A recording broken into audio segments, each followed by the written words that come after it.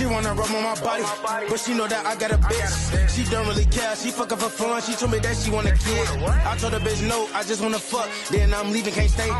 Folks got a Glock, he shoot it like Ray Ray. Yeah, you know he gon' spray. Glock, target practice, we don't miss, so bitch. Watch what you saying. The heavy hitters are back. Big H's. I'm your boy Jay. I'm your boy Amity. Now, we've been doing a lot of reviews on Raw, but we really haven't done any SmackDown reviews. Now, this isn't going to be a SmackDown review, but we are going to review one moment specifically that happened. Sir and Mrs. Money in the Bank winner finally cashed in and became your new Women's World Champion. That women's wrestler is none other than Tiffany Stratton. Oh yeah, man. It's Tiffy time. This is what Damian Lillard does, but now I think of Tiffany Stratton when we do this. Tiffy time. Because usually it's Dame time, but now it's Tiffy time. Now, she had been holding on to this Money in the Bank for a while now. At least 7 months, 6-7 months. You know you're gonna hold it for a while when you have your own custom made briefcase. And like compared to other Priest had a good one.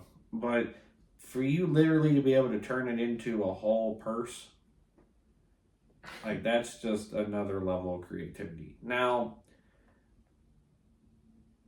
Tiffany took advantage of an opportunity during the match because it was Naomi and Nia. Or was it Bianca and Nia? No, I think it was Naomi and Nia. Yeah, it was Naomi. And then Bianca came in for some reason that I don't know. Oh, Bianca got involved. Candace got involved. Oh, yeah, that's what it was. So Tiffany just took advantage. Came in, cashed it in, prettiest moonsault ever. 1, 2, 3. After she basically blindsided LeRae, just was aggressive, for no reason against Bianca. Just like she was seizing that What moment. you mean for no reason? You went my way. Yeah, it was just I think it was just the aggressiveness that got me, because it's just a Bianca fan. Well, that too. But she seized the opportunity and became women's champion. But now the question is, what's next? Do we see them building a feud with her and Nia going into the coming weeks and coming months? Do we see perhaps whoever wins the Women's Royal Rumble going after her? Could Becky come back, win the Rumble, and face Tiffany? That's another one. There's a lot of unknowns, and I'm kind of curious going forward on how her run as champion is going to be, because this is her first title on, I believe, in WWE, period. I don't think she won anything in NXT. No, she was the NXT Women's Champion. Or NXT, yeah. So this is her first main roster title. Like I said, Morrow could tell a story and a half on Tiffany because, he watched Tiffany since her NXT days. But I'm just, like I said, I'm kind of curious on where it's going to go from here. I mean, what do you think about the whole ordeal? I'm a big fan of Tiffany Stratton. I think she got all the tools. I really thought, it seemed like she's gonna be healed though. From the promo, it's like, yeah, I do deserve it and all that. But I mean, okay, cool. The heels are usually cooler than the good guys anyway. Whatever. But I'm interested in seeing what she does. I'm a fan though, so I think that her first opponent should be somebody good. I just hope they book her right. Because she is super over. She got everybody right here in the palm of her hands. So I'm hoping that they just do right. She deserved it though. I didn't think she was probably gonna win it this early. Yeah, neither did I. But she deserved it for sure. She's one of the most popular women in the WWE. Here's my other problem that I'm worrying about, and I don't think this is just with her and her title run as a whole. I mean, kind of. I just don't want her being lost in obscurity, because here's the other problem.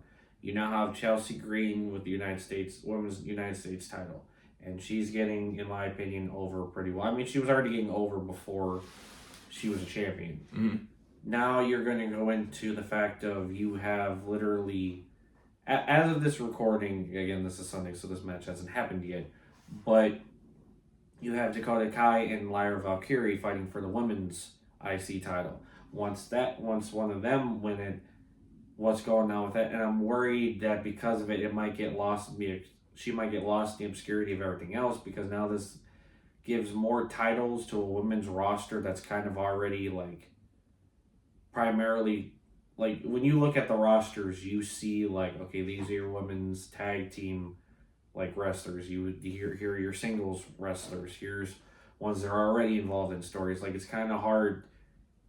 I don't know. It's just like, I feel like the little bit of women you have that have been going for singles titles is their focus might transition. But then at the same time, say Tiffany's run, everything goes off great and they're booking her great, then how do the other titles play into it? Do they get lost in obscurity? That's why I'm just kind of worried. I mean, I'm all for the women having the same titles as the men, but now I'm worried I'm either worried a lot of the titles are going to get lost in obscurity, or a lot of the women's wrestlers are just going to get lost and combobulated and everything else. Because then I'm also wondering, do you see mid-card women's wrestlers go for top star titles? Do you see top star women's wrestlers going for mid-card titles? Like, it's really, you have a lot of what ifs.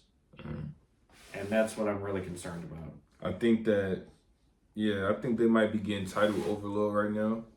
With the women's tag titles, now you got 2 women mid-card titles. And, the 2 main women titles. I mean, both shows are about to be 3 hours. So... But there's talks of SmackDown after a certain period of time going back to 2. We don't know when, but that's the talks. I mean, we'll see though. But as of right now, SmackDown is 3 hours. So I guess it makes sense in that perspective. Raw just did 3.5 hours? Roughly. Almost 4? So, I mean... If you go back on Netflix now and you watch it without the commercials, it's like 2.5 hours. Right. So, I mean, if they're gonna add this 3rd hour, SmackDown's gonna stay, I feel like they probably need something else. Overloading on titles though, I mean, I guess. Because my whole thing is like, and I stated this in a previous video, I stated the fact that if you're gonna put a belt on a wrestler, whether it's a male or female, please make sure that you book them right. Because if you give them this push to get the title and then you give them a lackluster like title run, like that's the thing that's been worrying me with the whole Cody situation. He has this great storyline going in, finally he finishes the story, but it feels like, again, a lot of his matches for the title haven't really been all that. And I'm worried that might be the same situation with Tiffany. Because like you said, Tiffany's got all the packages. She's a good wrestler. She, for the most part, has it on the mic. I mean, Tiffany's promos are an acquired taste for a lot of people. Yeah, it's like rich girl type stuff. I was about to say something. Like, I thought you were going to say like a Karen, but then I'm like, that's more Chelsea Green's character. Yeah, it's like rich privilege, daddy's money types. She did say something about daddy's money or something. Well, she's like more like the Barbie kind of thing. Yeah, like if you've ever watched like White Chicks, like the Hilton sisters. Mm-hmm. Like that's kind of like her thing. So I'm curious to go where it is. I do want to cover one other thing in this video. It is of a different topic, but it is one that's been going around for the last week or so. So this, I guess you could say it's kind of a review of that / like news vid, or just a news vid of stuff overall. But I also wanted to speak on the Malachi Black situation. His contract's coming up and everything sometime this year. I believe it's March of this year. Mm-hmm. And all the talks are saying that he's done with AEW. He will sign with WWE, and there are, I guess, talks of him in creative, of some sort of story going for him going forward. Now, I kind of already expected this, and here's why. When they brought him in, he was like over the top. They put him in with that feud with Cody, and he was unstoppable. There was just a lot going on. But then kind of after that, he kind of got lost in obscurity a little bit. He had the whole House of Black, has been a multiple time trios champion, but he didn't really have his own singles push. Like, I felt like he's the kind of guy you could have put like an international title on. You could have put him in a Continental Classic tournament. You could have put him in a TNT title picture. Like, there were so many ways you could have went about it with him that you didn't. So I feel like that's a big reason. And then another reason is obviously his wife is Selena Vega. So it also could be, you know, he just wants to be, you know, home with, or well, not home with his wife, but, you know, be there with his wife. Because I guarantee you, working for 2 different promotions, you're on 2 different schedules, everything else. If it's kind of a lot easier, and you've seen that with a lot of wrestlers, like you saw that with Andrade. He came back, you know, he's married to Charlotte. You saw it with Naomi. She went off to TNA after the whole dilemma with WWE. She came back again because Jimmy's there. So it's a lot of couples following their goals and whatnot, and also looking out for their career and their personal lives as well, which I understand. So if he were to come back, it'll be interesting. If his contract was up any sooner, I would have said he was in the Rumble for sure. But I mean, who knows? Maybe you could have him. Like, maybe someone is like, oh, I don't have a match on the Mania card or whatever, and I'm calling somebody out, and you see him come on. Very well could be. Could see him as a random pop-up at NXT. I mean, who knows? But it will be very interesting to see how they go with that, and like I said, I just kind of wanted to speak on that. One other thing I want to speak on, since we're kind of wrapping up the video, this isn't really wrestling related, but I do want to, well, both of us want to put our thoughts and prayers out for the victims in LA with the wildfires. It's never good to see any devastation happening to anybody, like someone to lose their house, their livelihood, a family member, a friend, a husband, a wife, a pet. Just a lot of what they work for is there, and there's like 6 wildfires and like none of them are contained. Yeah, you know, in California, it already costs a lot of money to live out there. So to do all that work, put all that time in, do all that just to have, you know, a nice house and all those things, just for it to be gone like that, you know. They had to move the NFL game to Arizona because they deemed it was a safety issue because they thought with the smoke and everything, it's not healthy for fans, players, refs, doctors, people involved to be there and everything. Like, it's crazy, and it's something you never want to hear about. Like, 2024 already had its ups and downs. I feel like it had more downs than ups. But to literally knock off the year and, you know, to see wildfires affecting an area that's greatly populated, like, that's not good. So our thoughts and prayers go out to those involved, any of our friends and family that might be living in the area over there. We wish that they're safe and that no one loses their property or anything. I mean, a lot of people some people have lost their lives, and it's a sad thing to think about. So here at the Heavy Hitters, our thoughts and prayers are with those that are involved, might be near an area that's getting involved. Just overall, our thoughts and prayers are with you. Absolutely. And on top of that, you know, like what Emily said, you know, we wish everybody the best. Words can't explain really, you know, that type of stuff. Like, so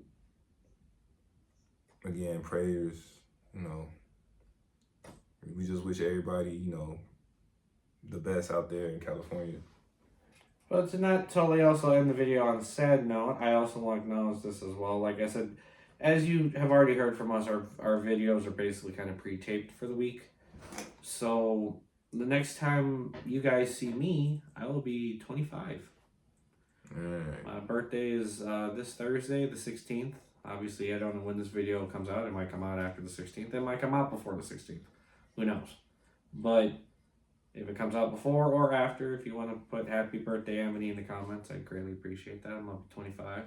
Getting old. Alright, run it up, man. Run it up. Nah, bro, you're not getting old. Well, my knees feel like they're 45 sometimes, so I don't know. Bro. I mean, it's like, dang, what happened? Where did the time go? That's how I feel. Yeah. You know, I was 25 a while ago, man. Well, that's also like how when we were talking about Cena earlier, like, I'm 20, I'll be 25 in, like, this upcoming week, but the thing when Cena debuted, I was only 2. Now I'm going to be 25, and he's in his last year wrestling. That just shows, 1, how fast time flies, and 2, how many people that are dedicated to the industry stay in the industry for as long as they do. So, but nonetheless, I'm your boy Amity. Money making jam, we out.